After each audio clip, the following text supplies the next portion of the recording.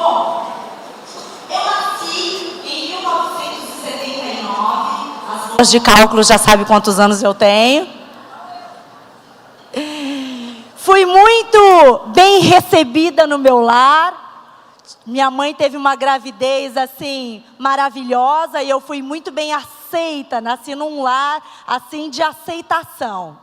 Porém, eu já nasci num berço de uma família completamente desestruturada, completamente problemática, né?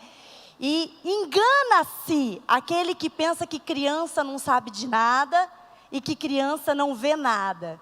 Eu via tudo, eu sabia de tudo e eu sentia tudo. E eu sentia as dores da minha mãe. Então, por mais que eu fui a terceira filha da minha casa, eu até fui considerada a mais mimada dos três, a rapa do tacho. Meu pai brincava muito comigo, minha mãe brincava muito comigo. Eu tinha essa atenção familiar, essa presença familiar. Porém, eu sofria por ver os meus pais, uma família completamente desunida, desestruturada na questão conjugal, no relacionamento do meu pai e da minha mãe. Porém, a minha maior crise, a minha maior luta, a minha maior dificuldade foi na base escolar. Eu sempre falo assim, você teve problema com seu pai, com a sua mãe? Gente, lá no encontro, as mulheres choram, o que foi? Meu pai, minha mãe, e eu no encontro chorava, o que foi? Minha escola, né? Eu tive muitos problemas na minha escola. Como meu pai e a minha mãe tinham muitos problemas graves, de questão de traição, problema conjugal, problemas financeiros, então as coisas que eu passava, para eles eram insignificantes. Então eles não davam muita importância, era uma bobeira, uma besteira de criança. E na verdade eu nem falava isso com os meus pais. Eu nem entendia o que eu estava passando. Depois que a gente passa, que a gente cresce, que a gente compreende um pouco as coisas. Então eu não sabia. Sabe aquela história do bullying? Que a gente ouve muito falar nos dias de hoje? Isso daí, meu irmão, já existia desde a época de Jesus, né? Eu fui uma vítima cruel do bullying. Eu sofri muito bullying na escola. E existia duas palavras que perseguiram a minha infância, a minha adolescência e, para falar a verdade, até eu ter uma experiência com Jesus. E a palavra era feia e burra. As duas palavras que eu mais ouvi na minha infância: você é feia e você é burra. Eu estava entrando ali agora no culto, a Celinha me encontrou e falou assim, pastora, você está parecendo aquelas atrizes de Hollywood. Eu falei assim, mas você vai chorar com o meu testemunho hoje. Feia e burra. Quando eu era criança, eu tinha muito piolho. Muito. Eu fui a pessoa mais piolenta da face da terra. Queridos, eu passava a mão assim, eu não precisava nem de pentinho para tirar piolho do meu cabelo. Minha mãe tinha tanto problema que você acha que ela ia cuidar dos piolhos do meu cabelo? E naquela época, em escola estadual, a mãe tirava, chegava no outro dia, pegava tudo de novo das outras crianças. Eu vivia de touca, com leucide, deltacide, veneno, tudo que você imagina eu tinha na minha cabeça. Só que o que acontece? Como a minha mãe não vencia catar os piolhos da minha cabeça, eu tinha cabelo curto, que nem de hominho. E eu peguei uma época que era a moda do Chitãozinho Chororó. Então era batidinha aqui atrás e aqui na frente era uma cachopinha e a gente fazia assim, Não sei se vocês pegaram essa moda. Cabelo Chitãozinho Chororó. Só que eu odiava meu cabelo. Porque meu cabelo não era lisinho assim, que nem do Sandy Júnior que fazia Chitãozinho Chororó. Meu cabelo era meio tipo Bozo mesmo, sabe? Então, eu via todas as minhas amiguinhas da sala, né? Cabelinho compridinho, de xuxinha, toda bonitinha, toda princesinha. E eu estava com aquele cabelo de Chitãozinho Chororó. E todos os meus amiguinhos falavam, você é feia, seu cabelo é feio. Eu tive duas fases de cabelo. A primeira fase foi de Chitãozinho Chororó, que eu me achava, que eu me sentia como um hominho mesmo. E meu pai sempre foi muito sarrista. E meu pai sempre falava assim, essa Jaque para virar menino só falta um pintinho de borracha. E eu ria, ha. Mas aquilo me feria. Eu sou feia, eu pareço com homem. Não que homem seja feio, né, gente? Mas na cabecinha da criança. E para completar, eu sempre tive a orelha um pouco, como se diz, avantajada. Vou mostrar para vocês. Meio diabano, né? Durante muito tempo eu não prendia meu cabelo, porque eu tinha vergonha da minha orelha. Então, isso me rendeu muitos apelidos. E aí, a segunda fase do meu cabelo, ele já estava no ombro. Só que o meu cabelo não é assim como vocês estão vendo não, tá, gente? Isso aqui passou por escova, chapinha, babyliss, hidratação, muita coisa para ele ficar desse jeito. O meu cabelo, ele é crespo, enrolado, ressecado, difícil de lidar. É ruim meu cabelo, é ruim, resume, meu cabelo é ruim. É difícil, né? Não é aquele cabelo que você acorda, tá bonito. Se eu todo dia não me dedicar 1 hora no cabelo, eu não consigo sair de casa. E a segunda fase era o cabelo pelo ombro. Ele era armado, enrolado. Então ele era desse tamanho, desse tamanho. Naquela época, amadas, não existia leave-in. Não existia creme para pentear. A gente passa shampoo, condicionador, creme para pentear, spray de não sei o que, laque, tudo. Naquela época não tinha nada. De vez em quando a gente lavava o cabelo até com sabonete. Eu lembro uma vez que a minha mãe comprou um shampoo que era 2 em 1. Era shampoo e condicionador. Ele não era nem shampoo e nem condicionador. E a minha mãe comprou uma caixa daquela praga. O meu cabelo era desse. Eu devia ter trazido uma foto, gente, pelo amor de Deus. Era desse tamanho meu cabelo. E aí isso me rendeu muitos apelidos. Bozo, cabelo de cachopa, Dumbo, por causa da orelha de abanavento. Todo mundo falava quando tinha prova na escola, eu vou sentar atrás da Jaque porque a gente esconde as colas no cabelo dela, né? Então, tudo que você imagina de apelido, de feiura, de cabelo e de orelha, eu ouvi. Então, ficou impresso algo dentro de mim. Eu sou feia. Ninguém gosta de mim. Eu nunca vou arrumar um namorado. Eu nunca vou casar. Eu já tinha aquele espelho de casamento dentro da minha casa, né? E ainda ouvindo todas essas... Então, a minha autoestima... ela foi completamente destruída. E a segunda palavra que eu ouvia era você, se não bastasse ser feia, eu era burra também, né? Podia ser só uma coisa, né, gente? Agora, feia e burra é duro demais, né? E de quem que eu ouvia que eu era burra? Das minhas professoras. Acredite se quiser. Eu ficava de castigo atrás da porta da escola. As professoras quebravam régua e lápis na minha cabeça. Eu ficava limpando sala de aula depois da escola. Eu fui muito humilhada na escola. Muito traumatizada dentro da escola. O pastor Jorge brinca comigo e fala, pastora, você tem que estudar. Aí de vez em quando ainda me dá um arrepio. Porque sentar atrás de uma carteira, abrir um caderno, isso para mim era morte. Porque vinha todas as lembranças de tudo que eu passei numa sala de aula. E como eu era muito terrível, eu era briguenta, respondona, rebelde, tudo. As professoras não tinham paciência comigo. Burra mesmo. Não serve para nada. Então tinha todas essas coisas. Minha mãe passava por tanto problema com meu pai, coitado. Você acha que a minha mãe ia estar preocupada se eu era burra e se eu era feia? Importante que eu tinha saúde, né, gente? Então, minha mãe não fazia tarefa comigo e tal. Então, era assim, já que eu não era inteligente, então eu vou chamar a atenção das pessoas de outra forma. Então, eu era líder de gangue, eu batia em guri, em menina, em professor, batia em quem se metia comigo. Eu era encrenqueira, barraqueira, eu era líder de sala, eu colava, roubava a prova, terrível. Eu fiquei uma criança e uma adolescente terrível nessa questão de sala. De escola. Conclusão. Reprovei a 2ª série. Reprovei 2 vezes a 5ª série. reprovei a 7ª série, reprovei a 8ª série, fiquei de recuperação todos os anos e fui expulsa da escola na 8ª série. Isso criou um trauma terrível para mim. Quando eu passava por isso, porque a gente se acha, né? Eu falo, tirei nota 0 na prova, a gente dava até risada, né? Mas tudo isso imprimiu algo dentro das minhas emoções.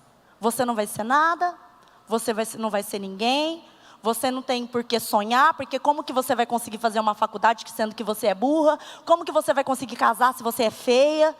Então, eu estava pensando, assim, nossa, meu testemunho, eu não tenho nada forte para contar no meu testemunho. Eu não morri, ressuscitei, eu não tive uma doença terminal, eu não era ladra, tal.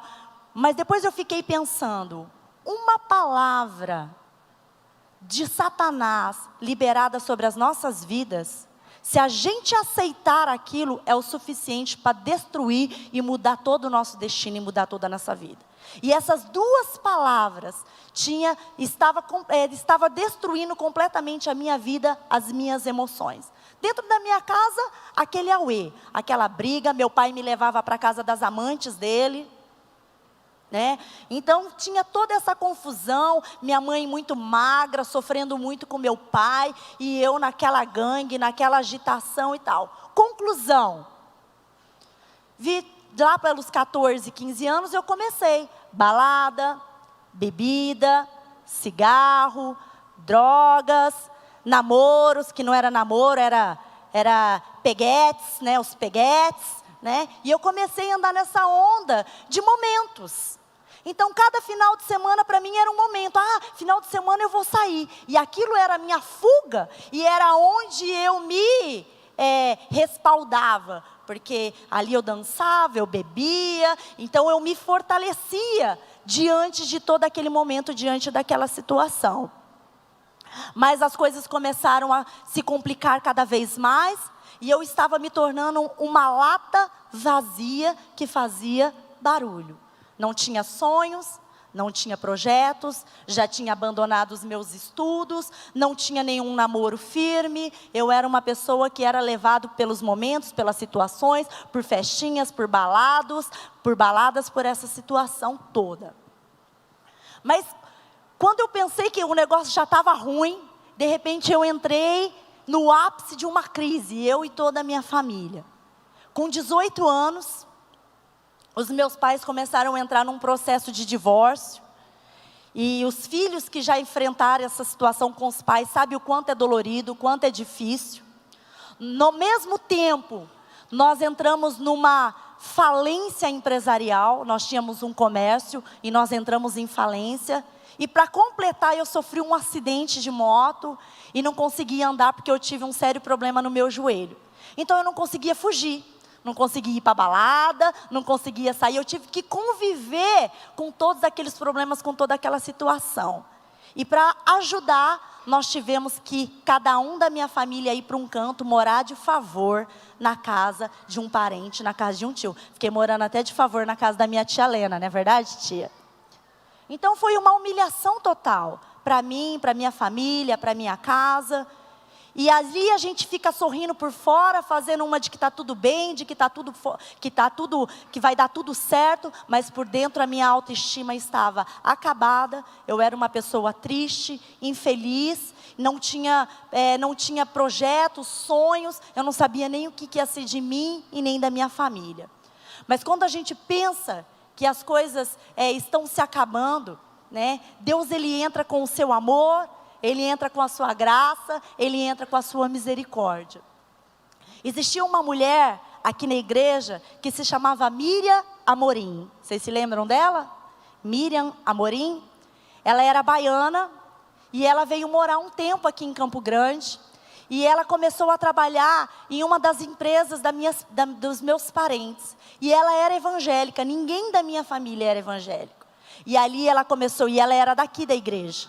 E primeiro ela trouxe uma prima, depois trouxe outra prima, depois trouxe uma tia, depois trouxe um tio, e foi trazendo toda a minha família, foi sendo evangelizada pela Miriam, e eu através da minha família, através dessa leva, consegui chegar também aqui na Igreja Evangélica em Campo Grande.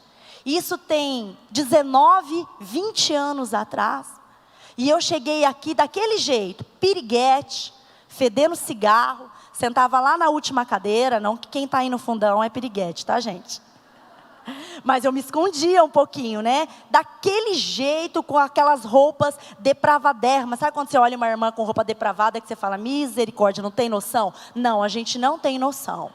Eu não tinha noção do tipo de roupa que eu vinha na igreja. Não tinha. E aí, eu estava tão sensível, porque eu era tão vazia, que todas as palavras do apóstolo Edmilson, eu falava, é para mim. Eu chorava em todas as pregações. Quem me lembra aqui no começo, lembra do quanto eu chorava. Mas eu chorava, eu só chorava. Porque eu via ali, através daquela palavra, uma esperança de ter uma vida melhor. E eu pude fazer a oração, reconhecendo Jesus como Senhor e Salvador da minha vida, umas 20 vezes. Todas as vezes que o apóstolo fazia apelo, eu era a primeira a vir na frente. Só que eu saía, continuava fazendo a mesma coisa. Vinha no culto, o apóstolo pregava, quem quer Jesus? Estava eu, Senhor, agora é de verdade, vinha. Saía, acendia o cigarro lá fora, fazia a mesma coisa. No outro culto, Senhor, agora é de verdade. Eu fiz umas 20 vezes a oração de falar, Jesus Cristo, seja o Senhor da minha vida. Um dia, eu fiquei tão envergonhada, o Espírito Santo me constrangeu de uma tal forma, que eu falei, eu não vou de novo lá na frente, porque eu já fiz essa oração umas 20 vezes, o que eu preciso mesmo agora, não é aceitar Jesus, é tomar vergonha na cara. E aí eu fui embora para minha casa, tocada por aquilo que o Espírito Santo estava falando no meu coração, e ali no meu quarto eu ajoelhei em cima da minha cama, e eu falei assim, Jesus, essa vai ser a última vez que eu faço essa oração, e essa oração vai valer para o resto da minha vida. Eu te aceito como Senhor e Salvador da minha vida. E a minha vida nunca mais será a mesma. E eu não volto mais para aquela vida de pecado.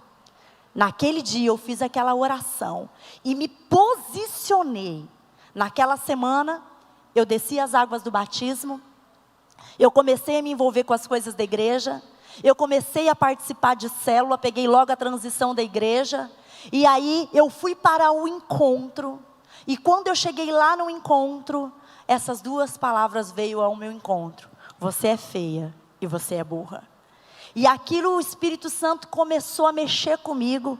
E ele foi lá no fundo e arrancou essas duas palavras de decreto que tinha sido lançada sobre a minha vida, e eu saí dali completamente curada, sarada e transformada.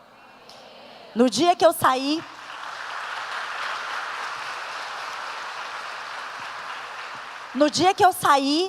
eu encontrei o pastor Ademir aqui, que ainda não era pastor ainda na igreja, beijei ele no rosto, e ali já rolou uns love.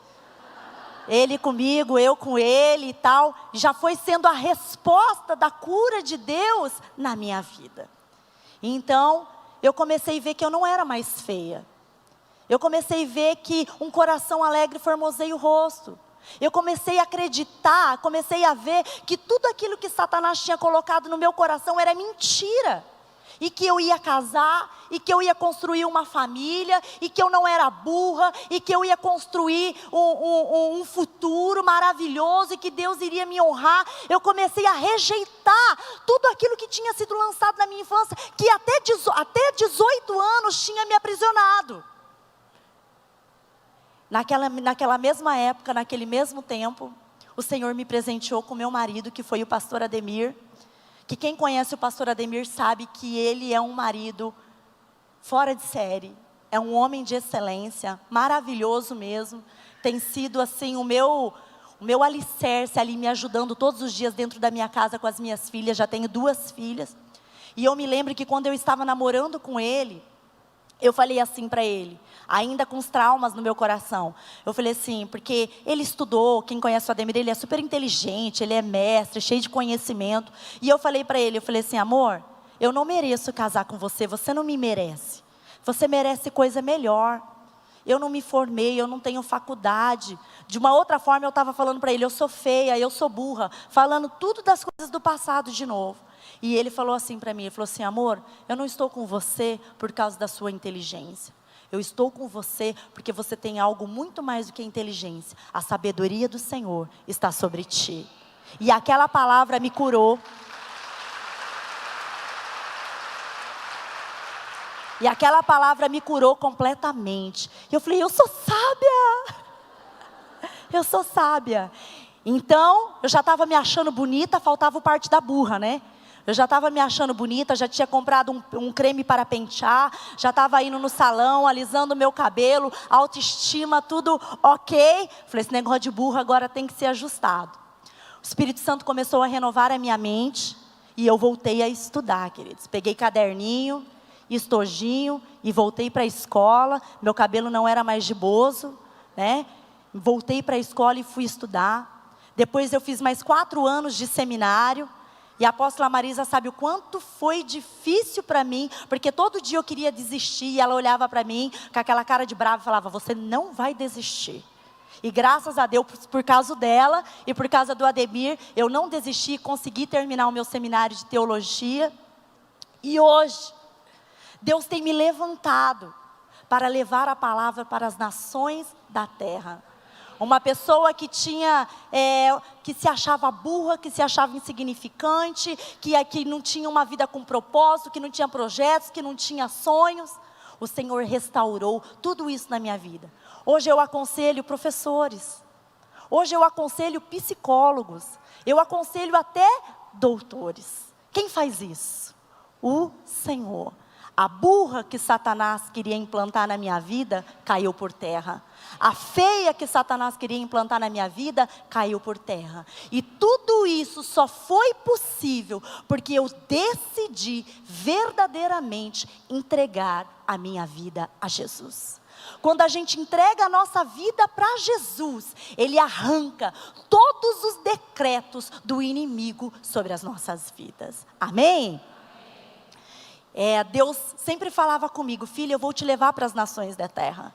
Eu vou te levar para as nações da terra. E eu falava, eu? Como assim eu? A burrinha, a feinha, como que eu vou para as nações da terra? E Deus, Ele faz as coisas de uma forma que o ser humano não entende. E de uma forma extraordinária, eu comecei a fazer rádio. Não sei se vocês estão me ouvindo na rádio. Bom dia, Campo Grande, bom dia, Mato Grosso do Sul, graça e paz, queridos do Senhor.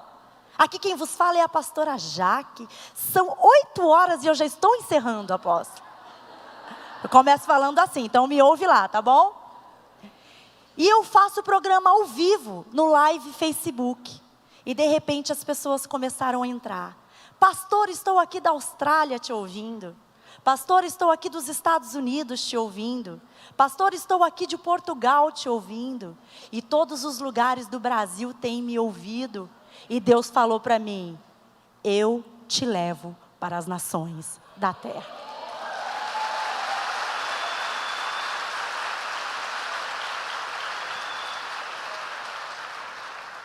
De uma lata vazia, que só fazia barulho, hoje o Senhor me transformou num vaso de barro nas mãos dEle, para glorificar o nome dEle e honrar o nome dEle. Amém? Não sou mais feia, não sou mais burra. Faça a minha parte, é óbvio, né? O Senhor me curou e o Senhor quer curar a sua vida também. Amém? Deus abençoe vocês. Muito obrigado. Em nome de Jesus.